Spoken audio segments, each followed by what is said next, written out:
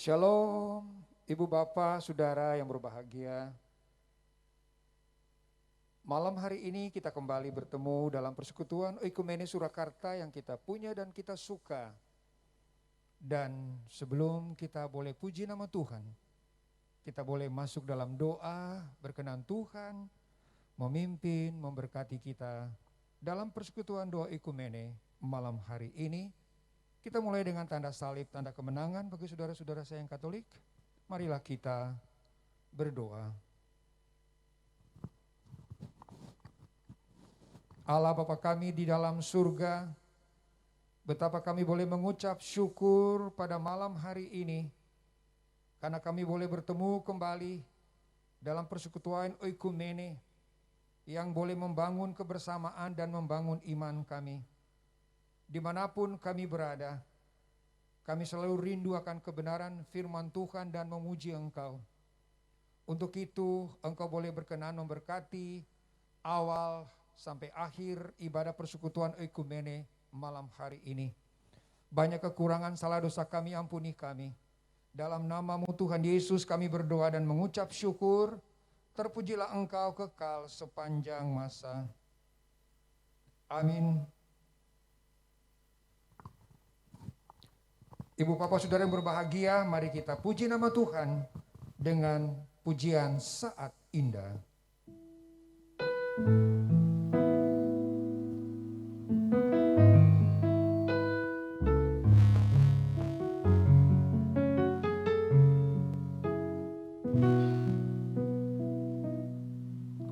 Saat indah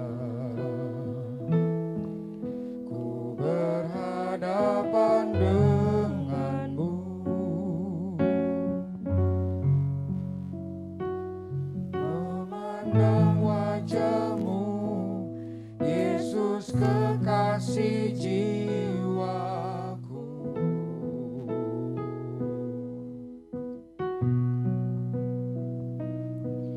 bawa daku erat dalam pelukanmu, menikmati kasih dan indahnya hadirat-Mu.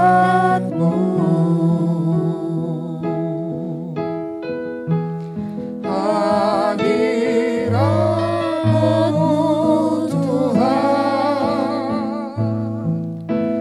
ku rasakan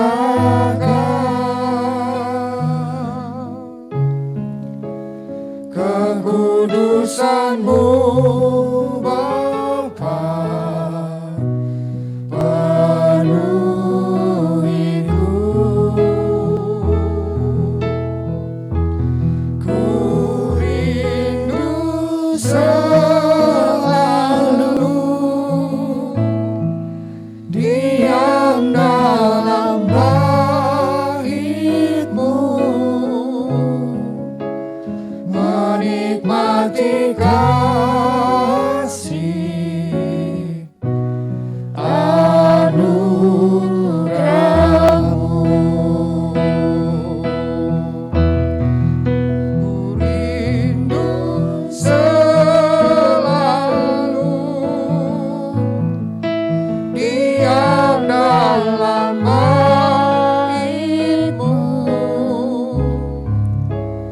Menikmati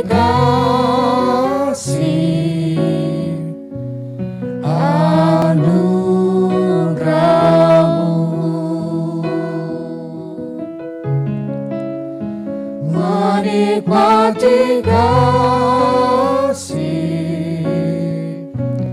anugerah-Mu,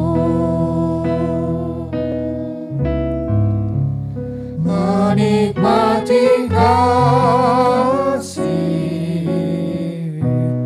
anugerah-Mu.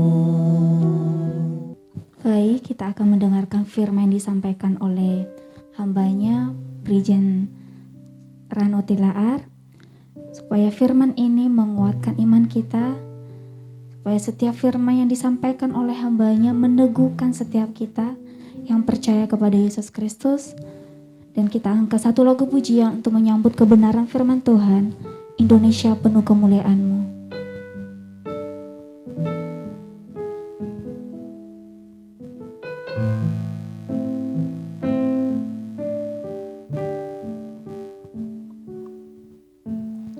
Yesuslah Tuhan yang layak ditinggikan, layak disembah oleh suku-suku bangsa. Dengan darah-Mu Kau telah tebus dosaku. Genapi Tuhan firman-Mu atas negeriku. Hatiku rindu melihat kemuliaan-Mu. Hatiku rindu melihat curahan kuasa-Mu di tanah tercinta, negeriku Indonesia. Ku berdoa Indonesia penuh kemuliaan-Mu. Indonesia bagi kemuliaan-Mu. Ya Allahku, nyatakan kemuliaan-Mu. Ya Allahku, nyatakan curahan kuasa-Mu di tanah tercinta, negeriku Indonesia. Ku berdoa Indonesia penuh kemuliaan-Mu. Indonesia bagi kemuliaan-Mu. Indonesia bagi kemuliaan-Mu. Indonesia bagi kemuliaan-Mu.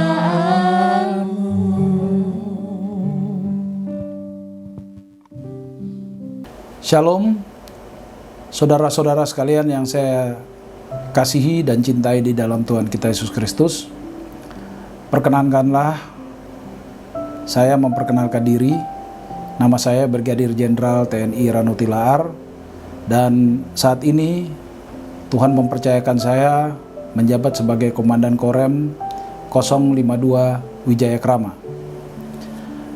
Hadirin yang saya muliakan di dalam Tuhan kita Yesus Kristus, saya mengajak kita semuanya membuka kitab suci kita, baik kitab suci dalam bentuk buku ataupun dalam bentuk buku elektronik, atau mungkin ada di dalam gadget-gadget kita.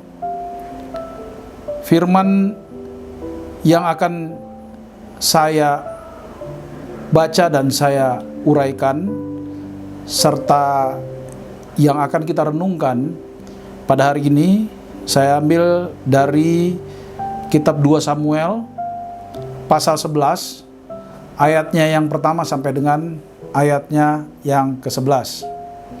Izinkanlah saya membacakannya. 2 Samuel 11 ayat pertama sampai dengan ayat ke-11. Perikop ini berjudul Daud dan Betsheba.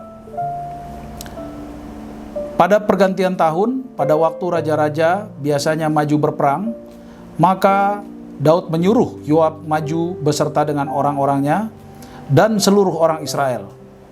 Mereka memusnahkan Bani Amon dan mengepung kota Raba, sedangkan Daud sendiri tinggal di Yerusalem. Sekali peristiwa pada waktu perang, ketika Daud bangun dari tempat pembaringannya, lalu berjalan di atas sotoh istana, tampak kepadanya dari atas sotoh itu seorang perempuan sedang mandi. Perempuan itu sangat elok rupanya. Lalu Daud menyuruh orang bertanya tentang perempuan itu, dan orang berkata, itu adalah Betsheba binti Eliam, istri Uria orang Het itu. Sesudah itu Daud menyuruh orang mengambil dia. Perempuan itu lalu datang kepadanya. Lalu Daud tidur dengan dia. Perempuan itu baru selesai membersihkan diri dari kenajisannya, kemudian pulanglah perempuan itu ke rumahnya. Lalu mengandunglah perempuan itu dan disuruhnya orang memberitahukan kepada Daud demikian, "Aku mengandung." Lalu Daud menyuruh orang kepada Yoab, mengatakan, "Suruhlah Uria orang Het itu datang kepadaku." Maka Yoab menyuruh Uria menghadap Daud. Ketika Uria masuk menghadap dia, bertanyalah Daud tentang keadaan Yoab dan tentara dan keadaan perang. Kemudian berkatalah Daud kepada Uria, "Pergilah ke rumahmu dan basuhlah kakimu." Ketika Uria keluar dari istana, maka orang menyusul dia dengan membawa hadiah raja. Tetapi Uria membaringkan diri di depan pintu istana bersama-sama hamba tuannya dan tidak pergi ke rumahnya. Diberitahukanlah kepada Daud demikian. Uria tidak pergi ke rumahnya, lalu berkatalah Daud kepada Uria, "Bukankah engkau baru pulang dari perjalanan? Mengapa engkau tidak pergi ke rumahmu?" Tetapi Uria berkata kepada Daud, "Tabut serta orang Israel dan orang Yehuda dalam pondok, juga tuanku Yoab dan hamba-hamba tuanku sendiri berkemah di padang. Masakan aku pulang ke rumahku untuk makan dan minum dan tidur dengan istriku? Demi hidupmu dan demi nyawamu, aku takkan melakukan hal itu."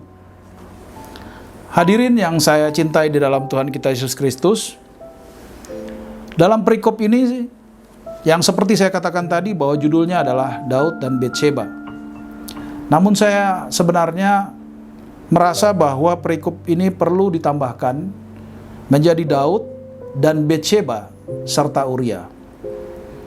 Di mana sebelum saya jauh merenungkan bagian daripada firman Tuhan ini, saya mau menyampaikan bahwa renungan ini adalah bukan renungan untuk komunitas pria sejati. Namun dikarenakan banyak pesan-pesan moral di dalamnya yang juga ditujukan kepada kaum pria, sehingga saya memohon maaf sebelumnya kalau ini memang sepertinya arahnya seperti itu adanya. Hadirin sekalian, saya sebagai seorang prajurit dan firman ini juga saya arahkan renungannya untuk kita komunitas para prajurit, di mana kita ketahui bahwa jati diri kita sebagai prajurit ini dituntut militansinya untuk mengabdi kepada bangsa dan negara. Dan seperti yang kita baca di dalam kitab 2 Samuel pasal 11 ini, kenapa saya mengangkat satu nama yang tidak ada di dalam judul perikop ini, yaitu Kapten Uria. Menurut saya Kapten Uria ini adalah seorang yang militan. Karena kenapa? Militansinya ini ada di dalam 2 Samuel 11 pasalnya yang ke-11. Di ayat 11-nya dikatakan bahwa, "Tetapi Uria berkata kepada Daud, tabut serta orang Israel dan orang Yehuda diam di dalam pondok. Juga tuanku Yoab dan hamba-hamba tuanku sendiri berkemah di padang. Masakan aku pulang ke rumahku untuk makan, minum dan tidur dengan istriku." Nah, jadi di sini kenapa saya katakan Kapten Uria ini adalah seorang prajurit yang militan? Karena ketika dia diberikan kesejahteraan untuk pulang ke garis belakang oleh rajanya, kemudian diperkenankan untuk tidur dengan istrinya dan bahkan merasakan mungkin cuti beberapa hari, tetapi dia mengingat keberadaan daripada atasannya Yoab, dari rekan-rekan prajuritnya yang sedang bertempur di lapangan, yang sedang tidur di tanah lapang mungkin, atau di tenda-tenda, atau di tempat yang tidak layak, di mana mereka harus beristirahat setelah bekerja keras dalam suatu pertempuran yang sengit. Disitulah ketika dia mengingat kawan-kawannya, maka timbul empatinya kepada rekan-rekannya, di mana rasa kejuangan, patriotismenya kemudian mengatakan akan hal itu di dalam dirinya, sehingga dirinya berkecamuk untuk bisa menerima kesejahteraan dari rajanya, yaitu melaksanakan cuti pulang ke rumahnya dan tidur dengan istrinya. Disinilah letak daripada militansi seorang prajurit, di mana ketika dia diberikan kesejahteraan, tetapi dia lebih mementingkan jiwa korpsnya, jiwa korsanya, jiwa kebersamaannya dengan rekan-rekannya. Kemudian yang berikutnya, saya sampaikan juga kepada rekan-rekan prajurit pada kesempatan renungan di hari yang berbahagia ini, bahwa seringkali kita sebagai prajurit selain dituntut jiwa militansi, kita juga dituntut untuk rela berkorban. Rela berkorban itu bukan berkorban nyawa ataupun harta benda yang kita miliki, tetapi ada juga sesuatu yang sangat berharga yang harus kita korbankan untuk bangsa dan bernegara sebagai seorang prajurit, yaitu rela mengorbankan waktu. Seringkali kita harus ditempatkan atau diberangkatkan ke suatu daerah operasi, di mana karena gentingnya daerah operasi tersebut, sehingga kita tidak diizinkan untuk membawa keluarga. Dan seperti yang kita ketahui bahwa di daerah operasi seringkali kita merasa kesepian, kita seringkali merasa sangat rindu kepada pihak keluarga kita. Bagi yang sudah berkeluarga tentunya mungkin akan merasa lebih tertekan ketika mengingat istri dan anak-anaknya. Dan bagi yang belum keluarga mungkin rindu akan ayah dan ibunya ataupun adik-adiknya yang ada di rumah. Nah, seringkali kerinduan tersebut dan tekanan-tekanan di daerah operasi tempat kita harus mengabdikan pengorbanan, militansi, dan juga kejuangan kita kepada bangsa negara, ini mengakibatkan tekanan-tekanan. Dan dalam menghadapi tekanan-tekanan di daerah rawan atau di daerah operasi ini, tentunya kita perlu semacam pengalihan. Nah, seringkali apabila kita melihat melalui pengalaman langsung di daerah-daerah operasi, seperti saya yang beberapa kali bertugas di beberapa daerah konflik maupun rawan konflik yang berada di Indonesia bagian timur ataupun Indonesia bagian barat, ini melihat bahwa para prajurit yang tertekan ini seringkali berusaha mencari pengalihan ataupun mencari hiburan. Nah, seringkali mereka ini mendatangi tempat-tempat hiburan. Hadirin yang mungkin menyaksikan apa yang saya sampaikan dalam renungan ini, yang juga berprofesi sama sebagai prajurit sama seperti saya, juga mengakui bahwa hampir di setiap daerah operasi ini ada daerah-daerah pusat hiburan prajurit yang seringkali lebih banyak konotasinya negatif, di mana di situ biasanya disiapkan minuman keras ataupun disiapkan wanita-wanita penghibur. Dan bukan cuma di negara kita, bahkan di negara lain pun, militer negara lain pun seringkali memberlakukan hal yang sama. Kalau kita nonton dokumenter ataupun juga cerita-cerita tentang film Perang Vietnam, maka kita melihat langsung bahwa pemerintah Amerika Serikat menyiapkan bagi prajurit-prajuritnya yang kala itu sedang bertempur di Vietnam, itu pusat-pusat hiburan. Dan pusat-pusat hiburan ini seringkali sama seperti di tempat lain, yaitu menyiapkan minuman keras dan juga menyiapkan wanita-wanita penghibur. Bahkan pada saat Perang Dunia Kedua, ketika Jerman dan Jepang juga terlibat dalam Perang Dunia Kedua, ini pemerintah mereka juga menyiapkan hal-hal hiburan buat prajuritnya yang berada di garis depan.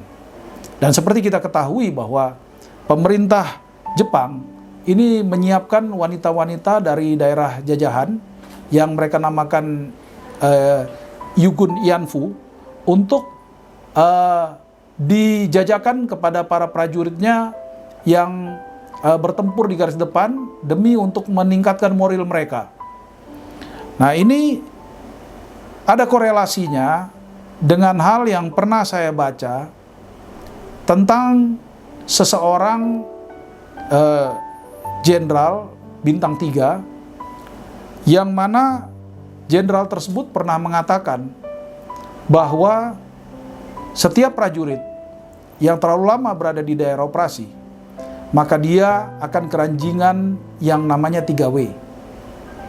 3W ini dalam bahasa Inggris dikatakan yang pertama adalah wine, yang kedua adalah war, yang ketiga adalah woman. Jadi yang pertama, si prajurit tersebut apabila tertekan di daerah operasi akan merasakan bahwa dia butuh pengalihan, dia butuh pelampiasan, dan seringkali dia mencurahkannya dengan menegak minuman keras. Itulah yang dikatakan wine atau anggur. Yang kedua, dia akan keranjingan dengan perang itu sendiri. Disinilah akhirnya dia akan menjadi orang yang gila perang, yang tidak bisa lagi melihat hal-hal positif di dalam perang tersebut, tujuan-tujuan positif dari perang ini. Dan yang ketiga adalah woman. Nah, dia akan keranjingan dengan pelacur-pelacur atau wanita-wanita penghibur di daerah-daerah konflik tersebut terjadi. Dan dalam kesempatan ini, seperti yang kita ketahui, bahwa apa yang dilakukan oleh Raja Daud terhadap Betseba, di sini jelas dikatakan bahwa apa yang dilakukan oleh Daud dengan Betseba ini adalah merupakan perzinahan. Jadi bagi kita para prajurit sekalian, terutama yang sudah memiliki keluarga dan juga yang belum memiliki keluarga, apabila kita berada di dalam di daerah operasi, apabila kita merasakan tekanan, maka jalan satu-satunya bukan kita lari kepada dunia, bukan kita lari kepada minuman keras, bukan kita lari kepada wanita-wanita penghibur, sebab itu hanya merupakan candu. Ketika segala sesuatunya sehabis dinikmati, mungkin kita akan pulas tertidur, tetapi ketika kita bangun, maka permasalahan itu tidak lari daripada kita. Bahkan mungkin semakin menekan kita. Lain halnya apabila kita kembali kepada Tuhan, kita serahkan hidup kita kepada Tuhan, kita serahkan tekanan-tekanan tersebut, minta Tuhan buka jalan. Sebagai orang Kristen, dikatakan bahwa ketika kita berdoa, bukannya permasalahan atau tekanan tersebut pergi ataupun hilang dari kita, tetapi dengan bantuan Tuhan, justru Tuhan menyertai kita, melampaui atau melewati tekanan-tekanan tersebut, sehingga kita dapat melaluinya dan dapat menghindarinya dan dapat lolos keluar daripada tekanan-tekanan tersebut. Ini yang saya mau bagikan kepada rekan-rekan prajurit. Di sini yang saya simpulkan dalam renungan pada pagi hari ini, dalam 2 Samuel pasalnya yang ke-11 ayatnya yang pertama sampai dengan ke-11, di sini ada 3 figur. Yang pertama Daud itu sendiri dan Betseba, temannya dalam melaksanakan perzinahan. Dan yang ketiga ini adalah ada seorang yang idealis, tentara yang idealis, tentara yang ideal, tentara yang militan, yang bernama Kapten Uria, yang mana karena militansinya, karena jiwa korsanya yang tinggi, sehingga ia kemudian menolak untuk diberikan kesejahteraan berupa cuti pulang ke rumahnya, kemudian tidur dengan istrinya. Karena dia mengingat teman-temannya yang berada di garis depan, di dalam tekanan-tekanan pertempuran. Kemudian yang kedua kita ketahui, ada tokoh juga di sini, yaitu Daud dan Betseba. Daud seharusnya pergi berperang, memimpin perang sebagai panglima perang. Tetapi dikala dia justru hanya rebah, berbaring, bermalas-malasan di istananya, di mana ketika pada suatu saat dia bangun, maka dosa sudah mengintip. Benar kata pepatah militer bahwa prajurit yang menganggur ini pasti akan dihinggapi dengan hal-hal positif, hal-hal negatif. Untuk itu, setiap prajurit yang memang memiliki libido perang, kalau tidak memang sedang beroperasi, ini sebaiknya melakukan aktivitas-aktivitas seperti halnya berolahraga, sehingga libido tersebut dapat tersalurkan melalui aktivitas-aktivitas yang positif berupa kegiatan-kegiatan olahraga. Dan seperti kita ketahui bahwa di saat dia berleha-leha, di saat prajuritnya sedang bertempur atau berperang, disinilah kemudian dia dihinggapi oleh dosa dan dia bertemu dengan Betseba, kemudian melakukan perzinahan. Dan seperti yang saya katakan bahwa apapun juga perzinahan dengan suatu alasan, ini akan melahirkan dosa. Dan dosa akan melahirkan yang namanya hukuman. Daud memang dimaafkan oleh Tuhan, tetapi tidak demikian dengan dosanya. Dia tetap dihukum karena dosa-dosanya. Dan seperti kita ketahui bahwa apa yang dirasakan oleh Daud banyak korban perasaan, rakyatnya pernah berontak, melakukan kudeta, dan bahkan kudeta tersebut dipimpin oleh anak sulungnya, anaknya yang bernama Salomo, anak laki-laki sulungnya yang bernama Salomo. Nah, sehingga kita ketahui bahwa di akhir daripada pemberontakan tersebut, Salomo harus merenggang nyawanya, dan ini adalah sesuatu hal yang sangat disesalkan oleh Daud, dan Daud sangat bersedih atas kepergian anaknya. Walaupun dia juga bukan anak yang baik, dia itu menjadi anak yang sangat kurang ajar karena memberontak kepada ayahnya yang merupakan seorang raja. Dan pada kesempatan ini saya mengajak rekan-rekan prajurit khususnya untuk melihat dua sisi, dua tokoh, baik tokoh yang ideal maupun tokoh yang antagonis. Yang ideal menurut saya adalah Uria, dan yang antagonis ini adalah Daud dengan Betseba. Dan karakter dari dua tokoh ini saya implementasikan di dalam kehidupan kepribadian kita sebagai seorang prajurit, di mana kita prajurit setiap saat dituntut untuk rela berkorban kepada bangsa dan negara. Saat itulah kita harus menunjukkan militansi kita, dan pengorbanan yang harus kita wujudkan, yang termasuk yang paling berat dan paling sulit kepada bangsa dan negara, ini adalah mengorbankan waktu, yaitu diberangkatkan ke daerah operasi. Dan di daerah operasi nantinya banyak rekan-rekan saya juga yang merenggang nyawa. Dan karena tekanan-tekanan melihat rekan-rekan ini sudah merenggang nyawa, dan juga tekanan bunyi suara desingan peluru, dan mencium bau busuk mayat dan bau amisnya darah, ini seringkali mengakibatkan para prajurit di daerah operasi ini tertekan. Dan karena tekanan-tekanan ini mereka membutuhkan pengalihan, dan seringkali mereka gunakan kesempatan itu untuk mabuk-mabukan dan berzina. Dan inilah yang namanya dosa. Dan sama seperti halnya Daud berbuat dosa, dia memang dimaafkan, tetapi dia tetap dihukum atas dosa-dosanya. Jadi bagi rekan-rekan prajurit, ini saya angkat untuk kita selalu mengingat bahwa pengabdian, pengorbanan kita kepada bangsa dan negara bukan merupakan alasan kita untuk berbuat dosa. Jangan selesaikan masalah dengan masalah. Demikian yang saya sampaikan dalam renungan pada hari ini. Semoga Tuhan Yesus menyertai kita semua. Sekian dan terima kasih.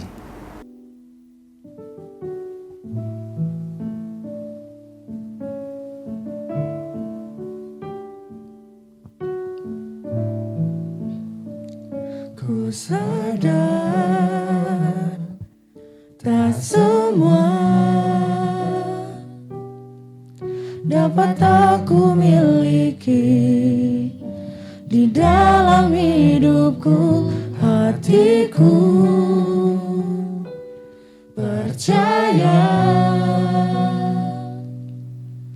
rancanganmu bagiku adalah yang terbaik. Walau ku tak dapat melihat semua rencanamu, Tuhan,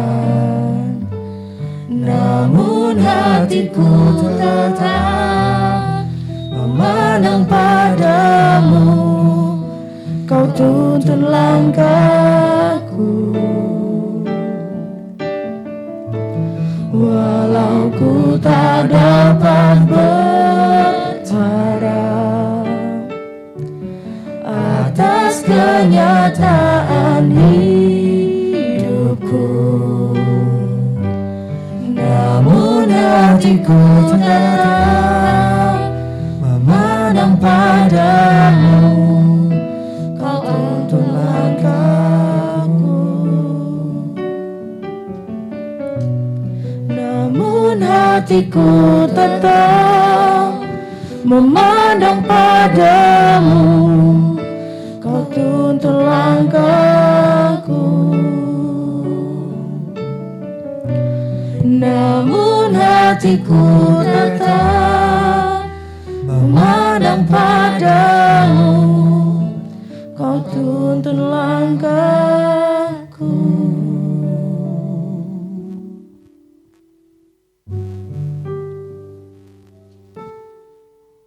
Baik, Bapak Ibu yang dikasihi oleh Tuhan, mari kita bersatu di dalam doa, berdoa bagi bangsa dan negara kita.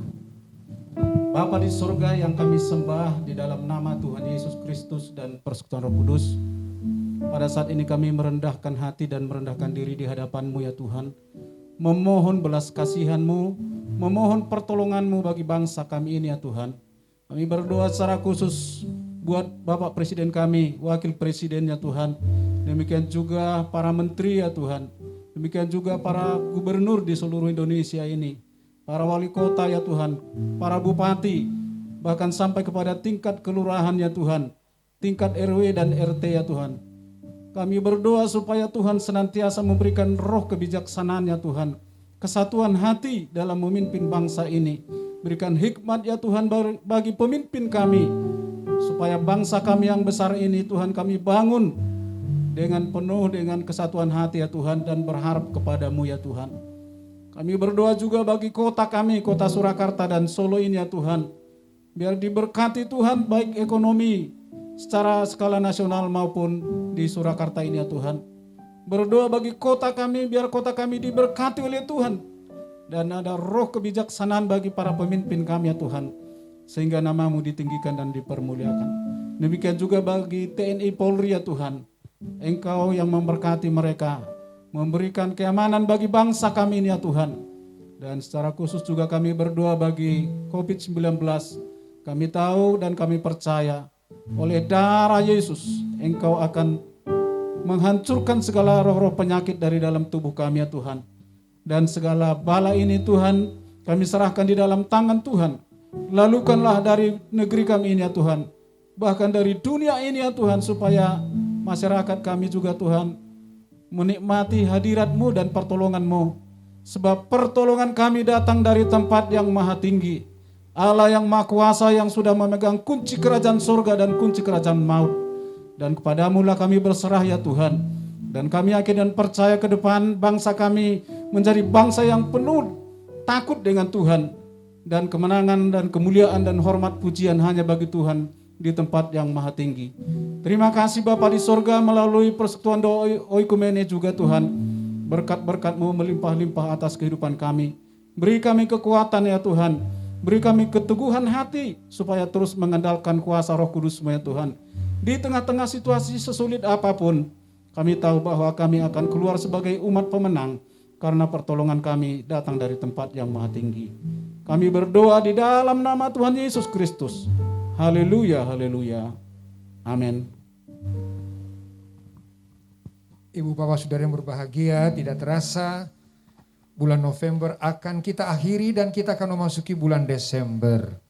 Pasti ibu bapak dimanapun berada di seluruh Indonesia, mungkin pohon Natal sudah mulai ada, mungkin baru akan dipasang, mungkin lagu-lagu Natal sudah mulai terdengar bahkan di rumah kita. Untuk mengakhiri persekutuan kita di bulan November pada hari Senin malam ini, kita akan bersama dengan menutupnya dengan satu pujian, Yesus Jalan Kebenaran. Yesus jalan kebenaran dan jalan kehidupan, itu yang Yesus katakan. Aku percaya, amin. Di dalam namanya ada keselamatan kekal. Yesus jalan, Yesus jalan, kebenaran dan jalan kehidupan, itu yang Yesus katakan. Aku percaya, amin. Di dalam namanya ada keselamatan kekal. Glory, haleluya. Glory, haleluya. Glory, haleluya. Glory, haleluya. Glory, haleluya. Di dalam namanya ada keselamatan kekal. Glory, haleluya. Glory, haleluya. Glory, haleluya. Glory, haleluya. Glory, haleluya. Di dalam namanya ada keselamatan kekal. Di dalam namanya, di dalam namanya ada keselamatan kekal. Di dalam namanya, di dalam namanya ada keselamatan kekal.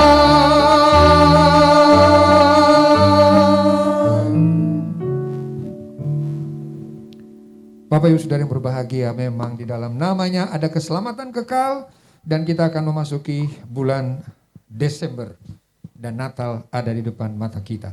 Kita akan mengakhiri persekutuan kita malam hari ini dengan kita boleh terima berkat Tuhan. Mari kita berdiri semuanya. Bapak Ibu Saudara yang berbahagia dimanapun kita berada, arahkanlah hati kita kepada Dia dan kita boleh terima berkat-Nya. Kasih karunia Tuhan kita Yesus Kristus, kasih Allah Bapa, dan dalam persekutuan dengan Roh-Nya yang kudus, memberkati kita semua dimanapun kita berada, dari sekarang sampai selama-lamanya. Amin.